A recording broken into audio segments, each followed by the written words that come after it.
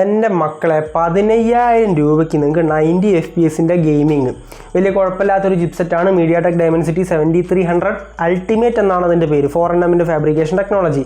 അതിൽ LPDDR5X Ram type, UFS 2.2 storage type, 5500 mAh വലിയ അത്യാവശ്യം കുഴപ്പമില്ലാത്ത ബാറ്ററി, അതിൻ്റെ കൂടെ 45 വാട്ട്സിൻ്റെ ഫാസ്റ്റ് ചാർജിങ് സപ്പോർട്ട്, 64 MP ഒരു IMX സോണിയുടെ സെൻസർ വിത്ത് 4K 30 FPS ഫ്രണ്ടിലും ബാക്കിലും സപ്പോർട്ട്.